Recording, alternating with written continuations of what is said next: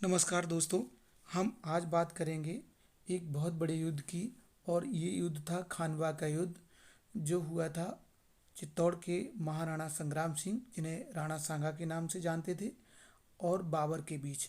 ये बहुत बड़ा युद्ध था, करीब 20 घंटे चला था। और इतना बड़ा युद्ध था कि इसने भारतीय इतिहास को बहुत हद तक प्रभावित किया। हम सभी को मालूम है, बाबर ने समरकंद से होते हुए, और जब वो हिंदुस्तान में आया, उसने सबसे महत्वपूर्ण जो युद्ध था वो लड़ा था 1526 ईस्वी का युद्ध, जो दिल्ली के सुल्तान इब्राहिम लोदी के खिलाफ था। और ये युद्ध भी बहुत कम समय में समाप्त हो गया। इसके बाद बाबर और उसके साथी, उसका पुत्र हुमायूं भी, इन्होंने अफगानों से युद्ध लड़ना पहले मुनासिब समझा और कन्नौज पर कब्जा कर लिया। तत्पश्चात इनका मुकाबला राणा सांगा से होना तय था। लेकिन मित्रों, मैं एक बात आपको बता दूं कि जब बाबर काबुल में था, तो ऐसा कहा जाता है कि राणा सांगा का उनसे एक समझौता हुआ था। और समझौता ये था कि इब्राहिम पर आगरा की ओर से आक्रमण करे और बाबर उत्तर की ओर से, मतलब आगरा की ओर से आक्रमण करने का काम जो था राणा सांगा करेंगे, और उत्तर की ओर से बाबर करेगा। तो ऐसा समझौता हुआ था, ऐसा कहा जाता है। जब आक्रमणकारी ने दिल्ली और आगरा को अधिकृत कर लिया, तो उसने राणा पर अविश्वास का अभियोग लगाया। उसने कहा राणा सांगा ने जो वादा किया था वह वादा खिलाफी की। उधर राणा सांगा ने बाबर पर अभियोग लगाया कि उसने कालपी, धौलपुर और बयाना, ध्यान रखने वाली बातें हैं, कालपी, धौलपुर और बयाना पर अधिकार कर लिया, जबकि समझौते के अनुसार ये स्थान राणा सांगा को मिलने चाहिए थे। किंतु इन दोनों में फूट करने का वही मुख्य कारण नहीं कहा जा सकता है। वास्तविक कारण होते हैं, उन पर चर्चा कम हो पाती है, किंतु यहाँ पर वो चर्चा भी जरूरी है। राणा सांगा ने सोचा था कि बाबर अपने पूर्वजों जैसे तैमूर और अन्य आक्रमणकारियों की भांति देश का माल लूटकर वापस चला जाएगा, और यहाँ पर जो दिल्ली सल्तनत है वो समाप्त हो जाएगी। किंतु यह केवल राणा सांगा का भ्रम साबित हुआ, जब उन्होंने देखा कि इस मुगल शासक ने देश में ठहरकर राज्य करना निश्चित कर लिया है। तो इस खतरे में राणा सांगा सचेत हो गए। अब उनका दिमाग दूसरी तरह से काम करने लगा। हमारे मध्यकालीन इतिहास में उत्तरी भारत को अफगानों के हाथ से मुक्त करने के निश्चित उद्देश्य को लेकर राजस्थान के अधिक से अधिक राजाओं को संगठित करने में प्रथम बार राणा सांगा को ही सफलता प्राप्त हुई थी। राणा सांगा ही वास्तव में पूरे राजस्थान और उसके लगे हुए क्षेत्र को भी एक सूत्र में बांधने वाले थे। और उन्होंने ये प्रयास जो किया था वह वास्तव में बाबर के खिलाफ किया था, किसी तरह इस विदेशी आक्रमणकारी को बाहर किया जाए। किंतु यह देखकर वह चकित रह गए कि बाबर के रूप में एक नए तुर्क आक्रमणकारी ने उसे दिल्ली पर स्वदेशी शासन की पुनः स्थापना की आकांक्षा से हीन कर दिया है, और उनके मन में बहुत निराशा हुई। सांगा ख्याति प्राप्त योद्धा थे, और उनकी बहादुरी के कारनामों से सारा देश परिचित था। उनकी योग्यता और शक्ति, आकांक्षा और देशभक्ति ने आक्रमणकारी को स्वदेश से निकाल बाहर करने के प्रयत्न करने के लिए विवश कर दिया। आक्रमणकारी से तात्पर्य यहाँ बाबर से है, और बाबर को वह किसी हद तक देश से निकालना चाहते थे, ताकि देश की गर्दन नई विदेशी शासन सत्ता के जुए में न फंस जाए। एक शक्तिशाली सेना एकत्रित की उन्होंने। कहा जाता है कि राणा सांगा ने 7 राजपूत राजा, जो राजस्थान के 7 राजपूत राजा थे, और 104 सामंत की एक सेना बनाई, और वह जाकर बयाना पर चढ़ बैठे, बयाना पर आक्रमण कर दिया, और वहाँ के गवर्नर मेहदी ख्वाजा को हरा दिया। मेहदी ख्वाजा को पराजित किया और दुर्ग की विशाल चहर दीवारी में बंद रहने के लिए विवश कर दिया। अब राणा के पास बहुत से शक्तिशाली सरदार हो लिए, जिनमें रायसेन, जो मध्य प्रदेश का एक जिला है, वहाँ का राजा सिलहदी, हसन खां मेवाती, और जो सुल्तान इब्राहिम लोदी था उसका भाई मोहम्मद लोदी भी राणा सांगा के साथ हो गया। राणा ने महमूद लोदी को दिल्ली का सुल्तान भी स्वीकार कर लिया। मतलब जो इब्राहिम लोदी था उसके भाई को राणा सांगा ने कहा कि आपके भाई 1526 में जो मारा गया है उसके स्थान पर मैं आपको दिल्ली का सुल्तान भी स्वीकार करता हूं, और अपनी सेना में साथ ले लिया। अब दूसरी ओर जो है बाबर ने, जो कुछ काल पूर्व बाबर के साथ एक ट्रेजेडी भी हो गई थी, और वो ट्रेजेडी ये हुई थी, इब्राहिम लोदी की मां ने बाबर को विष दे दिया था, जिससे बाबर बहुत मुश्किल से बच पाया था। सुल्तान मिर्ज़ा को कुछ बाबर ने क्या किया, सुल्तान मिर्ज़ा नाम के अपने सेनापति को तेज अश्वारोहियों सहित बयाना में भेज दिया। बयाना में इसलिए भेजा कि वह राणा सांगा का मुकाबला कर सके, और राणा सांगा की पूरी सेना के, और स्वयं राजपूतों से अंतिम युद्ध की तैयारियों में लग गया। उसे बाबर को लग गया कि अब राजपूतों से जो युद्ध होगा वो वाकई में आखिरी युद्ध होगा, और इस युद्ध को जीतने के बाद फिर उसे हिंदुस्तान में कोई महत्वपूर्ण युद्ध नहीं करना पड़ेगा, क्योंकि इस बात से बाबर भी वाकिफ था कि राणा सांगा जो है बहुत शक्तिशाली शासक है। बयाना के दुर्ग रक्षकों से मुठभेड़ करने में जो बाबर ने सेना भेजी थी ये पूरी तरह असमर्थ रही, और भयभीत होकर भाग खड़ी हुई, भयभीत होकर भाग आई। वापस लौटकर बाबर के सैनिकों ने राजपूतों के अपार शौर्य, साहस और वीरता के किस्से बाबर को सुनाए। इस समय तक बाबर सीकरी पहुंच चुका था, और उसने 1500 सैनिकों का एक दल राणा सांगा की स्थिति का निरीक्षण करने के लिए भेज दिया, और बयाना भेज दिया। ये लोग बुरी तरह से पराजित हुए, मार काट कर वहाँ से खदेड़े गए, और अपनी शान की किरकिरी कराकर वहाँ से वापस आ गए। जो बाबर हिंदुस्तान में लगातार जीतता जा रहा था, उसके सैनिक बुरी तरह से बयाना से पराजित होकर लौटे, और अब युद्ध अनिवार्य हो गया था, क्योंकि एक तरफ बाबर भी हार मानने वालों में से नहीं था, और राणा सांगा किसी भी तरह से बाबर को देश से निकालना चाहता था।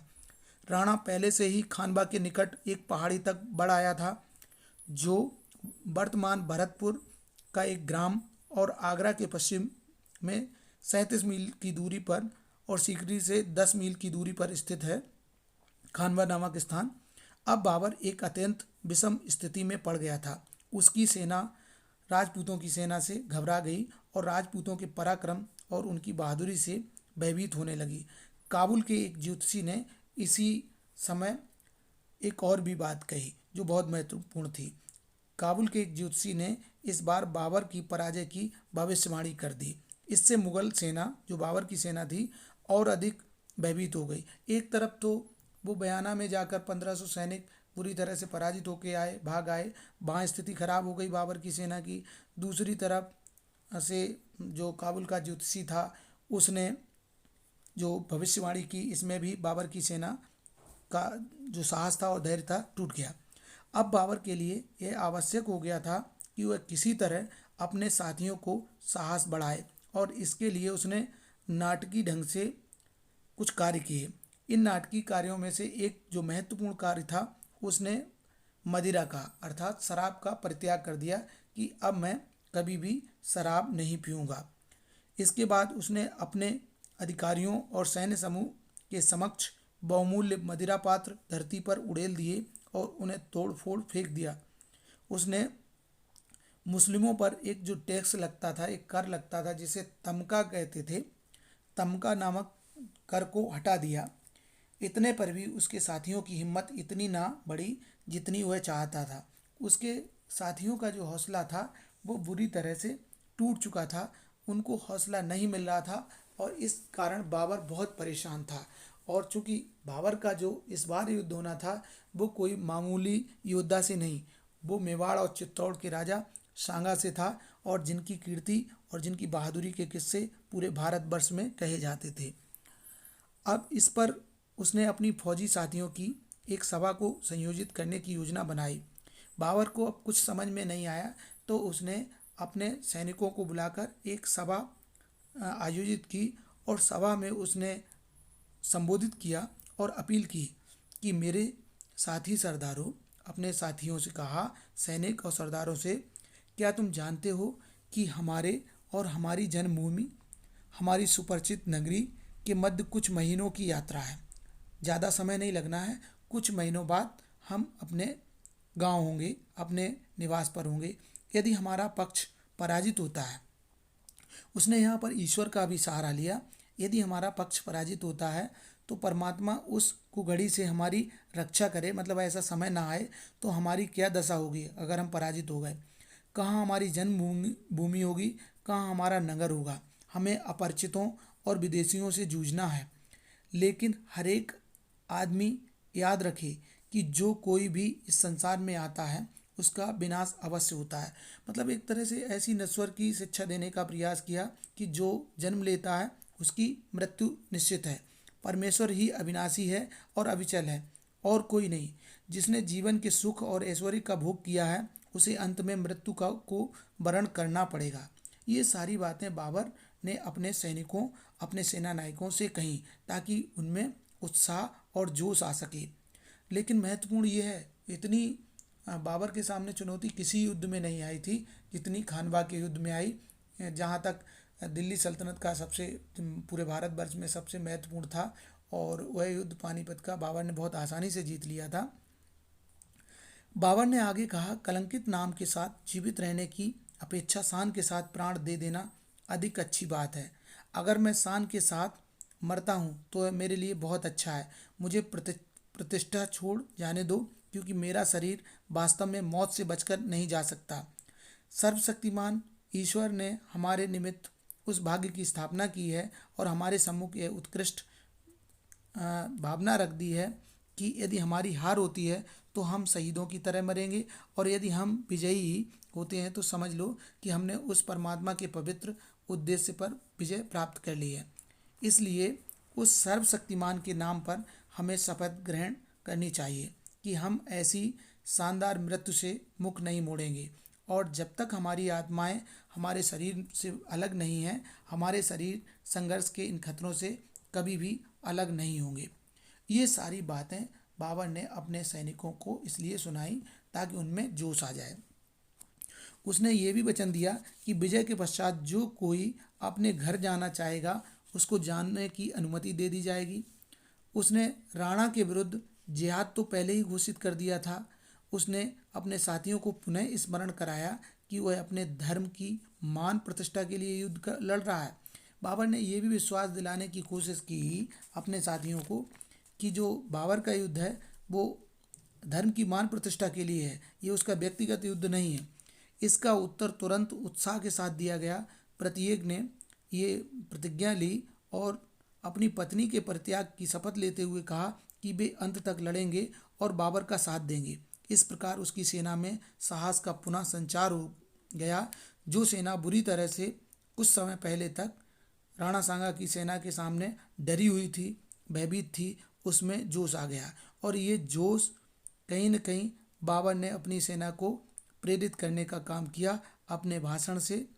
बाबर के लड़ाई मोल लेने वाले कुछ सैनिकों ने आगे बढ़कर एक काम और किया। राणा की सेना के कुछ इक्का दुक्का लोगों पर जो अपनी सेना से दूर चले गए थे आक्रमण कर दिया और उनके शीश उतार कर ले आए। इससे बाबर की सेना की हिम्मत और बढ़ गई और उन्हें बाकी सैनिकों को उन्होंने लड़ने के लिए प्रेरित भी किया। अब बाबर खानवा पहुंच चुका था। राणा वहां पहले से ही था और अब दोनों ओर की सेनाएं एक दूसरे के सामने आ डटी। बाबर के अनुसार राजपूती सेना में 2 लाख सैनिक थे, लेकिन ये सब बातें बाबर ने खुद कही और अपने आप को ज़्यादा प्रतिष्ठित करने के लिए। लेकिन वास्तव में ऐसा माना जाता है कि बाबर की सेना में करीब करीब 40,000 सैनिक, जबकि राणा संग्राम सिंह की सेना में 80,000 सैनिक थे। कुल मिला के कहा जाए तो ये कह सकते हैं कि ये अनुपात 2:1 का अनुपात था। राणा सांगा की सेना की संख्या ज़्यादा थी और बाबर की सेना की संख्या कम थी। मतलब 80,000 सैनिक लगभग राणा सांगा की सेना में थे और 40,000 सैनिक लगभग बाबर की सेना में थे। बाबर ने अपनी सेना की व्यूह रचना पानीपत के युद्ध की तरह पर की थी। सामने मोर्चे पर बिना बैल की बैलगाड़ियां थीं जो आपस में लोहे की जंजीरों से बंधी हुई थीं। पानीपत की तरह इस बार चमड़े के रस्सों से उन्हें नहीं बांधा गया था। उसने अपना स्थान मध्य में स्थित किया था। बाबर स्वयं मध्य में था और उसका एक सेनापति चिंतैमूर और खुसरू कोकुलतास ने उसकी दाहिनी ओर अपने स्थान ग्रहण किए थे। ये 2 चिंतैमूर और खुसरू ये बाबर के दाहिनी ओर थे। हुमायूं जो बाबर का बेटा था ने दिलावर खान और कुछ अन्य हिंदुस्तानी नवाबों को लेकर दाहिने पक्ष को संभाला था। मेहदी ख्वाजा ने बाएं पक्ष का काम अपने हाथ में लिया। दाहिने और बाएं सिरों पर घेरा डालने वाले दल थे। गाड़ियों की कतार के पीछे तोपखाना को एक पंक्ति में खड़ा कर दिया गया था और इसकी कमान निजामुद्दीन अली खलीफा के हाथ में थी। मैं आपको बता दूं, बाबर की विजय का जो एक बहुत सेंट्रल पॉइंट है वो यही था कि उसके पास तोपखाना बहुत सशक्त था। बचाव की दीवारों के बजाय बाबर ने लकड़ी की पहिएदार तिपाहियां निर्मित कराई थी जिन्हें तोपों का आधार बनाया गया था और उनसे तोपचियों के बचाव स्थल का काम लिया जाता था। राणा की सेनाएं 4 प्रचलित खंडों में विभाजित की गई थी। जो मैंने अभी बताई वो बाबर की सेना की स्थिति थी, किस तरह से बाबर ने तैयारी की थी। दूसरी तरह राणा सांगा ने भी किस तरह तैयारी की थी। अग्रगामी रक्षक, मध्य पक्ष, दाहिना पक्ष और बायां पक्ष। 16 मार्च 1527 ईस्वी को प्रातः 9 बजे के लगभग युद्ध आरंभ हुआ। मुगलों के दल को दाहिनी ओर से खदेड़ने के लिए राणा सांगा ने अपने बाएं पक्ष को आक्रमण करने की आज्ञा दी। इस प्रकार से युद्ध प्रारंभ हुआ। दाहिने तुलगमा पर प्रहार, ये एक युद्ध शैली थी बाबर की। प्रहार का ऐसा आघात हुआ कि वह तितर बितर होने लगा, किंतु बाबर ने तैमूर को उसकी सहायता के लिए भेजा। उसने राजपूतों के बाएं पक्ष पर आक्रमण किया और मुगल सैनिक उनकी टुकड़ियों में खलबली पैदा करते हुए भीतर घुस गए।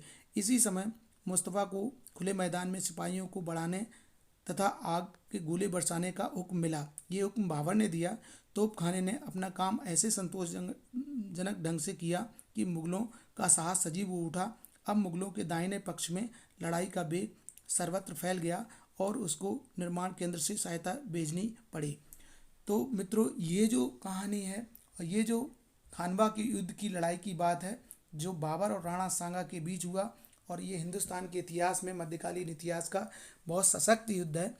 इसकी कहानी बता रहा हूँ। ये बिल्कुल बहुत ही महत्वपूर्ण कहानी है और इसको जानने समझने से पता नहीं कितनी सारी प्रतियोगी परीक्षाओं में प्रश्न पूछे जाते हैं। इसके साथ साथ ऐतिहासिक कहानी भी है। और ये जानकारी यदि आपको अच्छी लग रही हो तो चैनल को सब्सक्राइब कर दीजिएगा और शेयर भी ज़रूर कर दीजिएगा। शेष चर्चा आगे करते हैं। राणा सांगा की जो राजपूतों की बहादुरी के होते हुए भी मुगलों के दाहिने पक्ष ने अंत में राणा के बाएं पक्ष को पीछे खदेड़ दिया। इसी समय वाम पक्षी जो तुलगमा को घूमकर राजपूत सेना के पिछले भाग पर आक्रमण करने का हुक्म मिला। इसमें भी वीर राणा को शत्रु के बाएं पक्ष पर भयानक दबाव कायम रखने से न रोका जा सका। बाबर को अब आघात पर आघात सहते हुए बाएं पक्ष की रक्षार्थ अपने अश्वारोहियों की चुनी हुई टुकड़ी भेजनी पड़ी। इस समय तक युद्ध सामान्य दशा में आ चुका था। दोनों ओर के सभी सैन्य खंड भयंकर युद्ध में संलग्न थे। मतलब ये युद्ध बहुत ही भयानक युद्ध था। मुगल तोपखाने द्वारा भयंकर आग बरसाने पर भी वीर राजपूतों ने अपने निरंतर आक्रमणों से बाबर के साथियों के दम फुला दिए थे। आपको बताएं कि एक तरफ तो बाबर की सेना, जो मुगलों की सेना थी, उनके पास ज़बरदस्त तोपखाना था, तो गोले बरसाए जा रहे थे, लेकिन राजपूतों की बहादुरी, वो अपनी चमड़ी और अपने शरीर को उसमें आहुत देते जा रहे थे, लेकिन पीछे हटने का नाम नहीं ले रहे थे। विजय श्री का एक तुला में लटकी हुई प्रतीत होती थी और यदि किसी ओर इसका झुकाव दिखाई देता था तो राजपूतों की ओर ही था। और ये जो जीत देखने वाला जो युद्ध का पूरा लगभग समय समाप्त होने वाला था, युद्ध लगभग समापन की ओर था।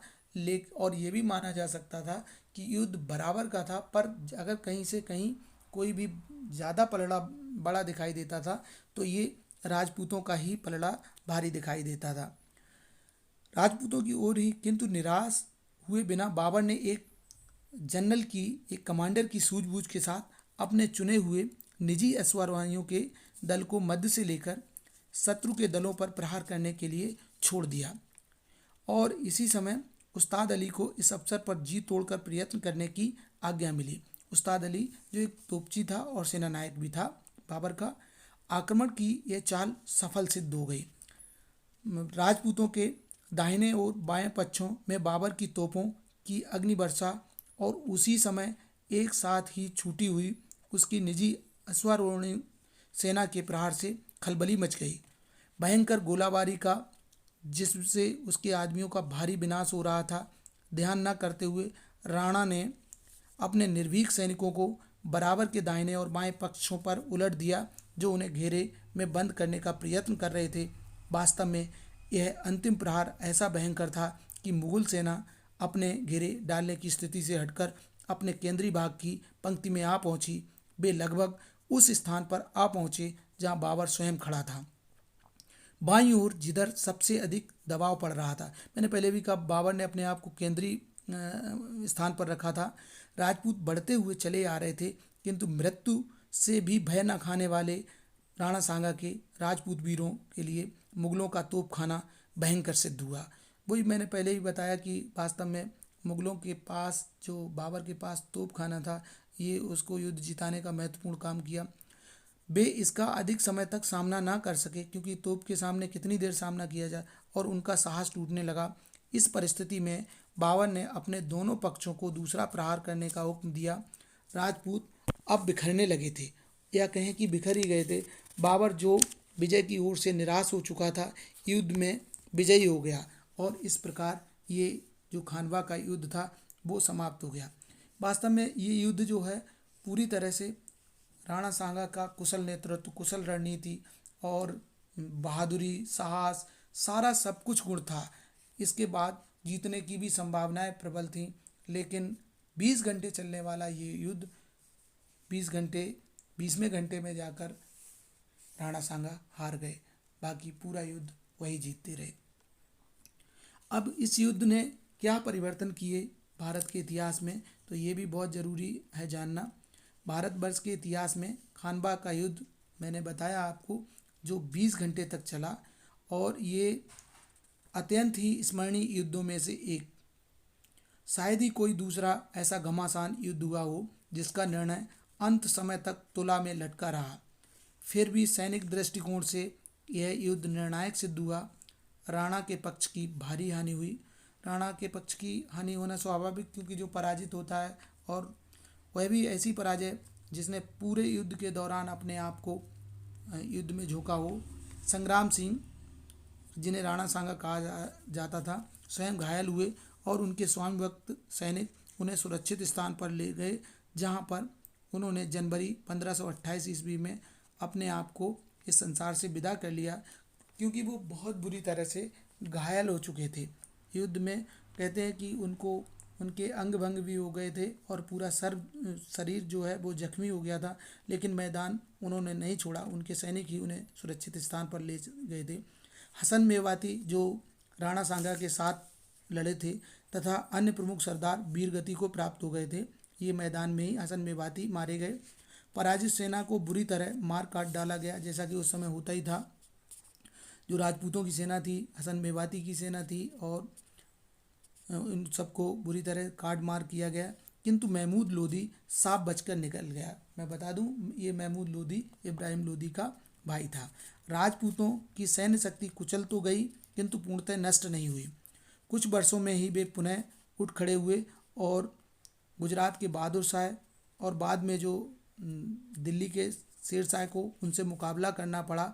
और आपको याद हो कि एक बार राजस्थान के राजपूतों से शेर शाह का युद्ध हो गया, तो शेर शाह के भी अनुभव अच्छे नहीं लिए। शेर शाह जो 5 साल के लिए 1540 से लेकर 1545 तक दिल्ली का शासक रहा, उनकी वीरता से बहुत प्रभावित हुआ था। राजपूतों की वीरता से शेर शाह बहुत प्रभावित था, और उसका एक जो कथन है वो उसने कहा, जो इतिहास प्रसिद्ध है, उसे स्वीकार करना पड़ा था कि एक मुट्ठी भर बाजरे के पीछे उसने हिंदुस्तान के साम्राज्य को संकटों में डाल दिया था। यानी कि जब राजपूतों से युद्ध करने की नौबत आई और वो बहुत मुश्किल से उनसे जीत पाया, तो उसे लगा, क्योंकि राजस्थान में बाजरा ही पैदा होता है, ज़्यादा रेतीली भूमि है, मरुस्थली भूमि है, तो उसने कहा कि मुट्ठी भर बाजरे के लिए हो सकता था मेरे हाथ से पूरा हिंदुस्तान का शासन चला जाता है। यह ध्यान देने की बात है कि राणा पर विजय प्राप्त कर लेने पर भी बाबर की राजस्थान पर आक्रमण करने तथा बहादुर राजपूतों को नाराज करने की हिम्मत कभी नहीं हुई। इसके बाद चंदेरी दुर्ग पर विजय प्राप्त करने के पश्चात राजपूतों से मोर्चा लेने का विचार उसने छोड़ दिया। इस युद्ध के राजनीतिक परिणाम भी बहुत महत्वपूर्ण रहे। विदेशी राज्य को मिटाने की राजपूतों की जो आकांक्षा थी, वो अब समाप्त हो चुकी थी। इसके पश्चात राजस्थान के शासकों ने उत्तरी भारत में हिंदू राज्य पुनः स्थापित करने का सांप्रदायिक प्रयत्न कभी नहीं किया। जहाँ तक बाबर का संबंध था, उसका देश विदेश मारे मारे फिरने का जो कहना चाहिए खाना बदोश जीवन था, वह लगभग अब समाप्त हो चुका था। अब भारत में स्थापित उसे अपने नए राज्य और अपनी व्यक्तिगत सुरक्षा के लिए ही आगे नहीं लड़ना था। अब उसका जो है, अब उसका राज्य पूरी तरह स्थिर हो गया था, उसके हाथ में आ गया था। तो मित्रों, ये था भारतीय इतिहास का, मध्यकालीन इतिहास का बहुत बड़ा युद्ध, जो भारत के बहुत बड़े सेनानायक महाराणा संग्राम सिंह, जिन्हें राणा सांगा के नाम से जानते हैं, और मुगल वंश के संस्थापक और पहला मुगल जो शासक हुआ, उसके बीच हुआ था। तो ये था युद्ध बाबर और राणा सांगा के बीच। अगर ये जानकारी आपको अच्छी लगी हो, इस युद्ध की कहानी आपको अच्छी लगी हो, जानकारी अगर इतिहास प्रसिद्ध हो, तो शेयर करिएगा, कमेंट्स करिएगा, और अगर अच्छी लगे तो लाइक भी करिएगा। चैनल को सब्सक्राइब करना मत भूलिएगा। वीडियो देखने के लिए आपका बहुत बहुत धन्यवाद।